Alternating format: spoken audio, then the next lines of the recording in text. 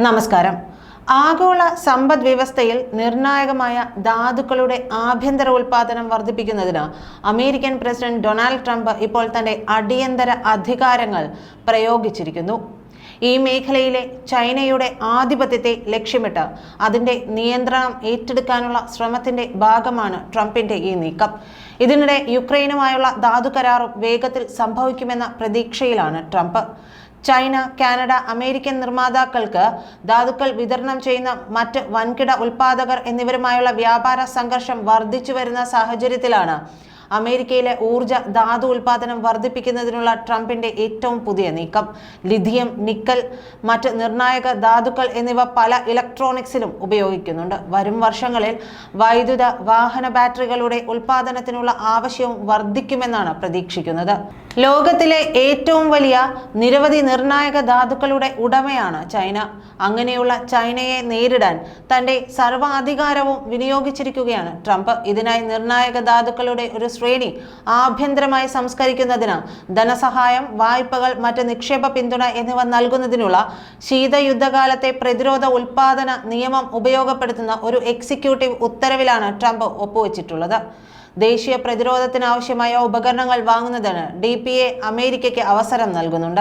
നിർണായക ധാതുക്കൾക്കായി എതിരാളികളായ രാജ്യങ്ങളെ ആശ്രയിക്കുന്നത് ദേശീയ സുരക്ഷാ ഭീഷണിയാണ് എന്നാണ് ഈ നിയമം അടിസ്ഥാനപരമായി പ്രഖ്യാപിക്കുന്ന ഒരു കാര്യം. ഒരു കാലത്ത് ലോകത്തിലെ ഏറ്റവും ലാഭകരമായ ധാതുക്കൾ ഉൽപ്പാദിപ്പിക്കുന്ന രാജ്യമായിരുന്നു അമേരിക്ക. എന്നാൽ അമിതമായ ഫെഡറൽ നിയന്ത്രണം നമ്മുടെ രാജ്യത്തിന്റെ ധാതു ഉൽപാദനത്തെ ഇല്ലാതെയാക്കിയെന്നും ട്രംപ് തന്റെ ഉത്തരവിൽ പറയുന്നു.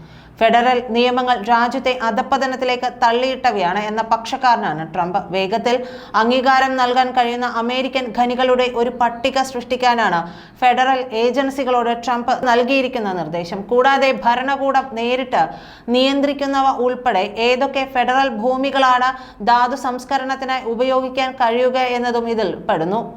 ഖനന സംസ്കരണ പദ്ധതികൾക്ക് വേഗത്തിൽ അനുമതി നൽകുന്നതിനും ഫെഡറൽ ഭൂമിയിലെ ധാതു ഉൽപാദനത്തിന് മുൻഗണന നൽകുന്നതിന് ആഭ്യന്തര വകുപ്പിനുള്ള നിർദ്ദേശത്തിനും ഉത്തരവ് പ്രോത്സാഹനം നൽകുന്നു. അമേരിക്കയുടെ ജിയോളജിക്കൽ സർവേ നിർണായക ധാതുവായി കണക്കാക്കാത്ത ചെമ്പിന്റെയും സ്വർണത്തിന്റെയും അമേരിക്കയുടെ ഉൽപാദനം വർദ്ധിപ്പിക്കാൻ ഏജൻസികളെ സഹായിക്കാനും ഉത്തരവ് നിർദ്ദേശിക്കുന്നുണ്ട്.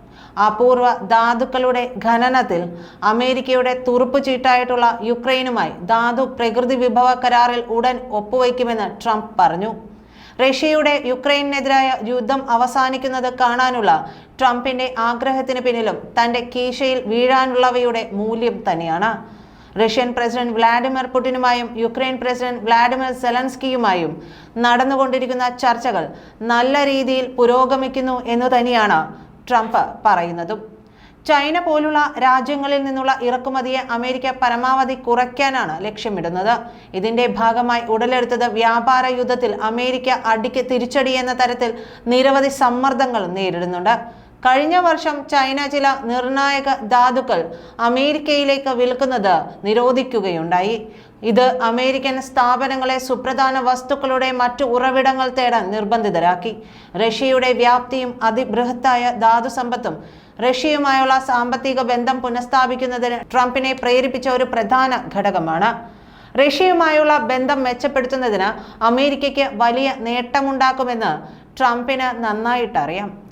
റഷ്യ യുക്രൈൻ സംഘർഷത്തിൽ സമാധാനം കൈവരിച്ചു കഴിഞ്ഞാൽ പിന്നെ വലിയ സാമ്പത്തിക കരാറുകൾ ഉന്നമിട്ടാണ് ട്രംപ് നിൽക്കുന്നത്. ഫെബ്രുവരിയിൽ റഷ്യ സ്വന്തം അപൂർവ ഭൂമി ധാതു നിക്ഷേപങ്ങൾ വികസിപ്പിക്കുന്നതിൽ അമേരിക്കയുമായി സഹകരിക്കാൻ തയ്യാറാണെന്ന് പുടിൻ പറഞ്ഞിരുന്നു. ഈ ആശയമാകട്ടെ ട്രംപിന് വീണുകിട്ടിയ ലോട്ടറിയാണ്.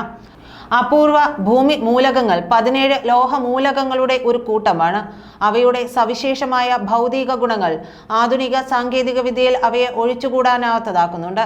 എന്നാൽ ഇവ ഭൂമിയുടെ പുറംതോടിൽ സാന്ദ്രീകൃത രൂപങ്ങളിൽ വളരെ അപൂർവമായി മാത്രമേ കാണപ്പെടുകയുള്ളൂ. ഇത് അവയുടെ വേർതിരിച്ചെടുക്കൽ വെല്ലുവിളി നിറഞ്ഞതും ചെലവേറിയതുമാക്കുന്നുണ്ട്. ഈ സാഹചര്യത്തിൽ റഷ്യയുടെ കൈപിടിച്ചാൽ പിന്നെ അമേരിക്കയ്ക്ക് കാര്യങ്ങൾ വിചാരിച്ചതിലും എളുപ്പമാകും. റഷ്യയുടെ ഫെഡറൽ ഏജൻസി ഫോർ മിനറൽ റിസോഴ്സസിന്റെ കണക്കനുസരിച്ച് ലോകത്തിലെ മൊത്തം ധാതു ശേഖരത്തിന്റെ 20% റഷ്യയിലാണ്.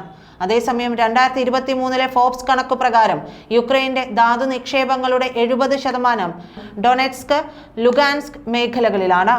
2014 യുക്രൈനിലെ പാശ്ചാത്യ പിന്തുണയുള്ള മൈദാൻ അട്ടിമറിയെ തുടർന്നാണ് സ്വാതന്ത്ര്യം ലഭിച്ച പ്രദേശങ്ങൾ കൂടിയാണ് ഇവ. നന്ദി.